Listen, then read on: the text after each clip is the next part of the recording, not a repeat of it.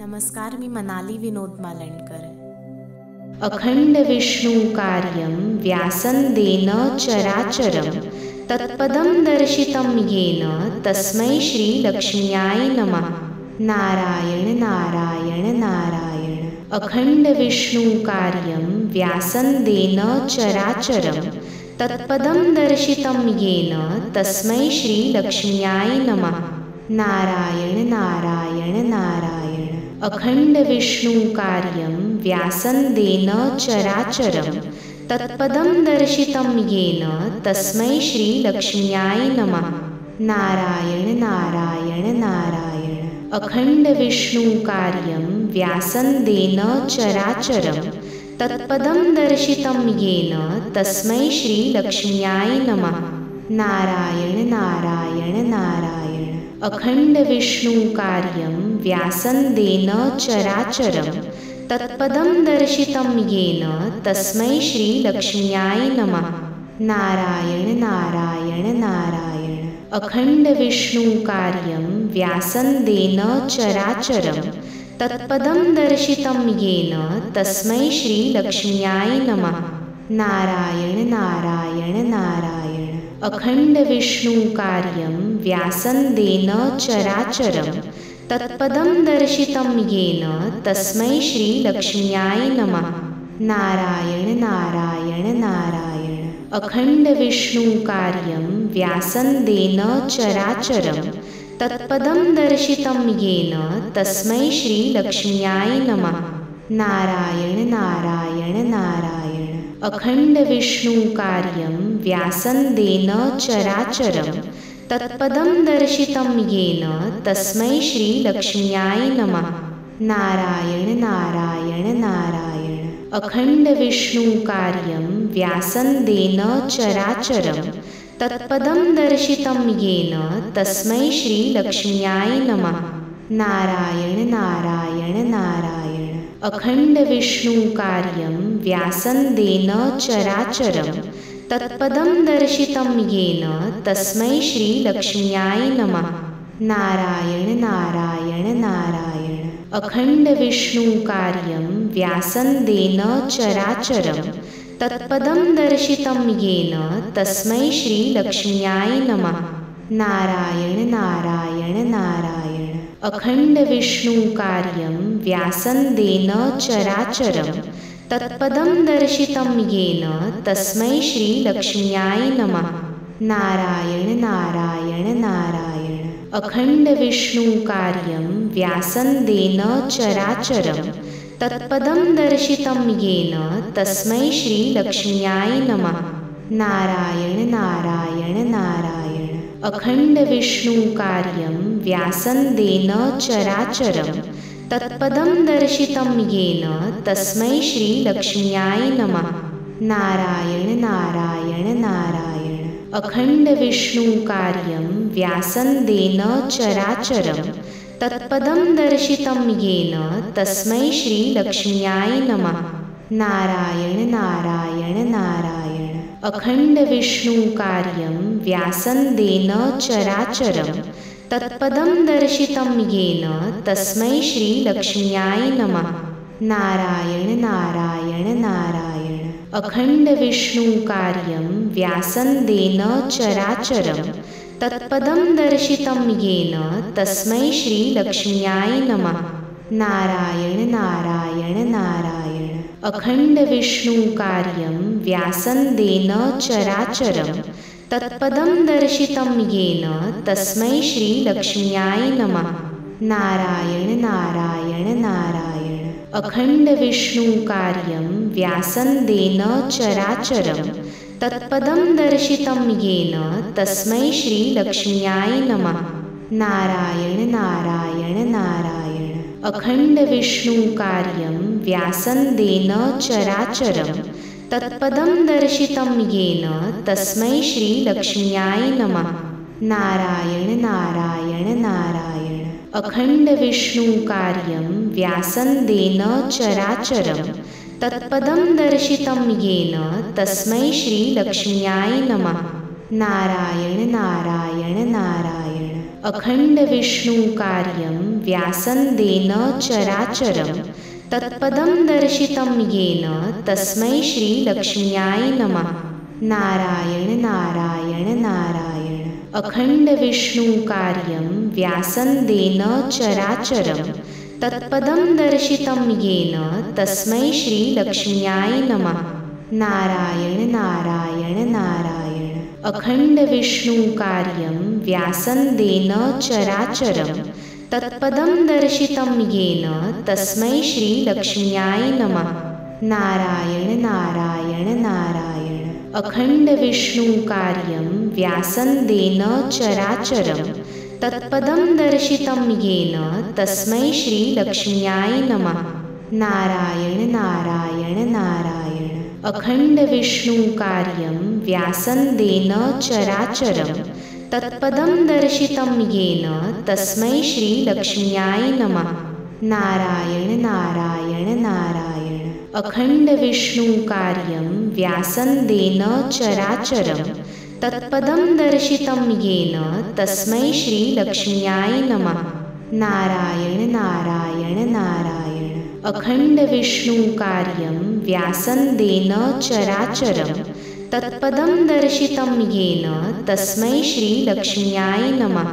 नारायण नारायण नारायण। अखण्डविष्णुकार्यं व्यासन्देन चराचरं तत्पदं दर्शितं येन तस्मै श्रीलक्ष्म्याय नमः। नारायण नारायण नारायण। अखण्डविष्णुकार्यं व्यासन्देन चराचरं तत्पदं दर्शितं येन तस्मै श्रीलक्ष्म्याय नमः। नारायण नारायण नारायण। अखण्डविष्णुकार्यं व्यासन्देन चराचरं तत्पदं दर्शितं येन तस्मै श्रीलक्ष्म्याय नमः। नारायण नारायण नारायण। अखण्डविष्णुकार्यं व्यासन्देन चराचरं तत्पदं दर्शितं येन तस्मै श्रीलक्ष्म्याय नमः। नारायण नारायण नारायण। अखण्डविष्णुकार्यं व्यासन्देन चराचरं तत्पदं दर्शितं येन तस्मै श्रीलक्ष्म्याय नमः। नारायण नारायण नारायण। अखण्डविष्णुकार्यं व्यासन्देन चराचरं तत्पदं दर्शितं येन तस्मै श्रीलक्ष्म्याय नमः। नारायण नारायण नारायण। अखण्डविष्णुकार्यं व्यासन्देन चराचरं तत्पदं दर्शितं येन तस्मै श्रीलक्ष्म्याय नमः। नारायण नारायण नारायण। अखण्डविष्णुकार्यं व्यासन्देन चराचरं तत्पदं दर्शितं येन तस्मै श्रीलक्ष्म्याय नमः। नारायण नारायण नारायण। अखण्डविष्णुकार्यं व्यासन्देन चराचरं तत्पदं दर्शितं येन तस्मै श्रीलक्ष्म्याय नमः। नारायण नारायण नारायण। अखण्डविष्णुकार्यं व्यासन्देन चराचरं तत्पदं दर्शितं येन तस्मै श्रीलक्ष्म्याय नमः। नारायण नारायण नारायण। अखण्डविष्णुकार्यं व्यासन्देन चराचरं तत्पदं दर्शितं येन तस्मै श्रीलक्ष्म्याय नमः। नारायण नारायण नारायण। अखण्डविष्णुकार्यं व्यासन्देन चराचरं तत्पदं दर्शितं येन तस्मै श्रीलक्ष्म्याय नमः। नारायण नारायण नारायण। अखण्डविष्णुकार्यं व्यासन्देन चराचरं तत्पदं दर्शितं येन तस्मै श्रीलक्ष्म्याय नमः। नारायण नारायण नारायण। अखण्डविष्णुकार्यं व्यासन्देन चराचरं तत्पदं दर्शितं येन तस्मै श्रीलक्ष्म्याय नमः। नारायण नारायण नारायण। अखण्डविष्णुकार्यं व्यासन्देन चराचरं तत्पदं दर्शितं येन तस्मै श्रीलक्ष्म्याय नमः। नारायण नारायण नारायण। अखण्डविष्णुकार्यं व्यासन्देन चराचरं तत्पदं दर्शितं येन तस्मै श्रीलक्ष्म्याय नमः। नारायण नारायण नारायण। अखण्डविष्णुकार्यं व्यासन्देन चराचरं तत्पदं दर्शितं येन तस्मै श्रीलक्ष्म्याय नमः। नारायण नारायण नारायण। अखण्डविष्णुकार्यं व्यासन्देन चराचरं तत्पदं दर्शितं येन तस्मै श्रीलक्ष्म्याय नमः। नारायण नारायण नारायण।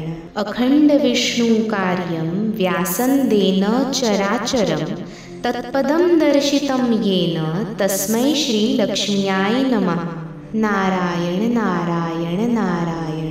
अखण्डविष्णुकार्यं व्यासन्देन चराचरं तत्पदं दर्शितं येन तस्मै श्रीलक्ष्म्याय नमः।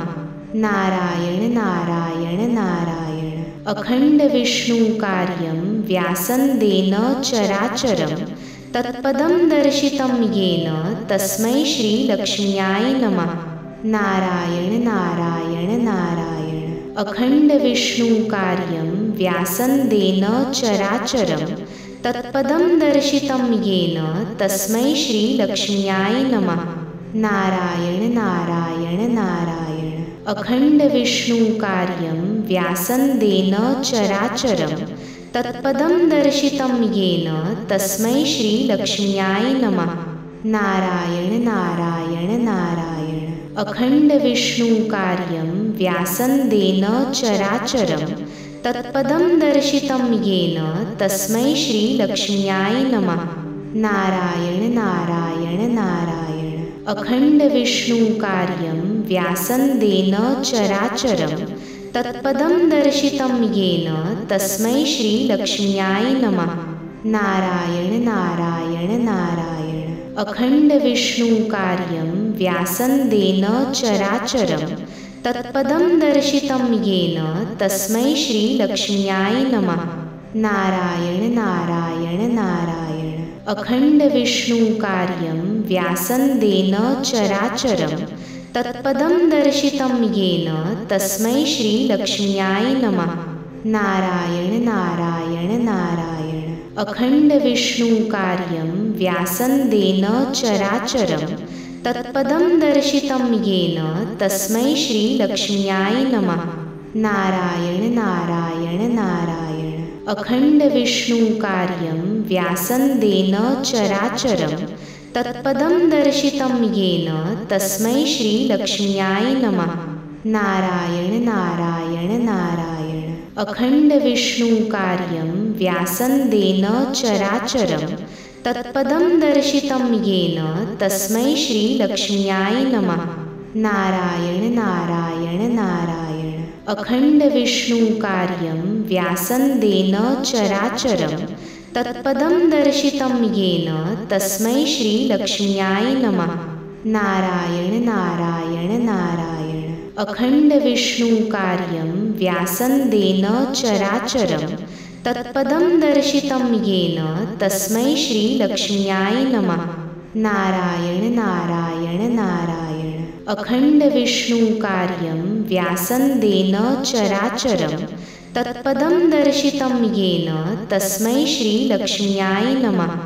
नारायण नारायण नारायण। अखण्डविष्णुकार्यं व्यासन्देन चराचरं तत्पदं दर्शितं येन तस्मै श्रीलक्ष्म्याय नमः। नारायण नारायण नारायण।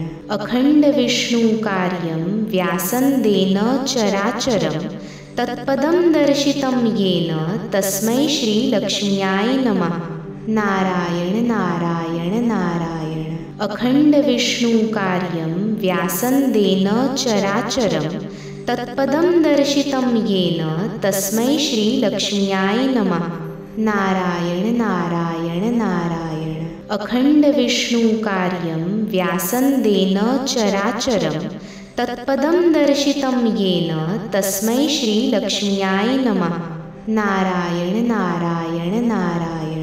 अखण्डविष्णुकार्यं व्यासन्देन चराचरं तत्पदं दर्शितं येन तस्मै श्रीलक्ष्म्याय नमः। नारायण नारायण नारायण। अखण्डविष्णुकार्यं व्यासन्देन चराचरं तत्पदं दर्शितं येन तस्मै श्रीलक्ष्म्याय नमः। नारायण नारायण नारायण। अखण्डविष्णुकार्यं व्यासन्देन चराचरं तत्पदं दर्शितं येन तस्मै श्रीलक्ष्म्याय नमः। नारायण नारायण नारायण। अखण्डविष्णुकार्यं व्यासन्देन चराचरं तत्पदं दर्शितं येन तस्मै श्रीलक्ष्म्याय नमः। नारायण नारायण नारायण। अखण्डविष्णुकार्यं व्यासन्देन चराचरं तत्पदं दर्शितं येन तस्मै श्रीलक्ष्म्याय नमः। नारायण नारायण नारायण। अखण्डविष्णुकार्यं व्यासन्देन चराचरं तत्पदं दर्शितं येन तस्मै श्रीलक्ष्म्याय नमः। नारायण नारायण नारायण। अखण्डविष्णुकार्यं व्यासन्देन चराचरं तत्पदं दर्शितं येन तस्मै श्रीलक्ष्म्याय नमः। नारायण नारायण नारायण। अखण्डविष्णुकार्यं व्यासन्देन चराचरं तत्पदं दर्शितं येन तस्मै श्रीलक्ष्म्याय नमः। नारायण नारायण नारायण। अखण्डविष्णुकार्यं व्यासन्देन चराचरं तत्पदं दर्शितं येन तस्मै श्रीलक्ष्म्याय नमः। नारायण नारायण नारायण। अखण्डविष्णुकार्यं व्यासन्देन चराचरं तत्पदं दर्शितं येन तस्मै श्रीलक्ष्म्याय नमः। नारायण नारायण नारायण। अखण्डविष्णुकार्यं व्यासन्देन चराचरं तत्पदं दर्शितं येन तस्मै श्रीलक्ष्म्याय नमः। नारायण नारायण नारायण। अखण्डविष्णुकार्यं व्यासन्देन चराचरं तत्पदं दर्शितं येन तस्मै श्रीलक्ष्म्याय नमः। नारायण नारायण नारायण। अखण्डविष्णुकार्यं व्यासन्देन चराचरं तत्पदं दर्शितं येन तस्मै श्रीलक्ष्म्याय नमः। नारायण नारायण नारायण। अखण्डविष्णुकार्यं व्यासन्देन चराचरं तत्पदं दर्शितं येन तस्मै श्रीलक्ष्म्याय नमः। नारायण नारायण नारायण। अखण्डविष्णुकार्यं व्यासन्देन चराचरं तत्पदं दर्शितं येन तस्मै श्रीलक्ष्म्याय नमः। नारायण नारायण नारायण। अखण्डविष्णुकार्यं व्यासन्देन चराचरं तत्पदं दर्शितं येन तस्मै श्रीलक्ष्म्याय नमः। नारायण नारायण नारायण। अखण्डविष्णुकार्यं व्यासन्देन चराचरं तत्पदं दर्शितं येन तस्मै श्रीलक्ष्म्याय नमः। नारायण नारायण नारायण। अखण्डविष्णुकार्यं व्यासन्देन चराचरं तत्पदं दर्शितं येन तस्मै श्रीलक्ष्म्याय नमः। नारायण नारायण नारायण। अखण्डविष्णुकार्यं व्यासन्देन चराचरं तत्पदं दर्शितं येन तस्मै श्रीलक्ष्म्याय नमः। नारायण नारायण नारायण। अखण्डविष्णुकार्यं व्यासन्देन चराचरं तत्पदं दर्शितं येन तस्मै श्रीलक्ष्म्याय नमः। नारायण नारायण नारायण। अखण्डविष्णुकार्यं व्यासन्देन चराचरं तत्पदं दर्शितं येन तस्मै श्रीलक्ष्म्याय नमः। नारायण नारायण नारायण। अखण्डविष्णुकार्यं व्यासन्देन चराचरं तत्पदं दर्शितं येन तस्मै श्रीलक्ष्म्याय नमः। नारायण नारायण नारायण। अखण्डविष्णुकार्यं व्यासन्देन चराचरं तत्पदं दर्शितं येन तस्मै श्रीलक्ष्म्याय नमः। नारायण नारायण नारायण। अखण्डविष्णुकार्यं व्यासन्देन चराचरं तत्पदं दर्शितं येन तस्मै श्रीलक्ष्म्याय नमः। नारायण नारायण नारायण। अखण्डविष्णुकार्यं व्यासन्देन चराचरं तत्पदं दर्शितं येन तस्मै श्रीलक्ष्म्याय नमः।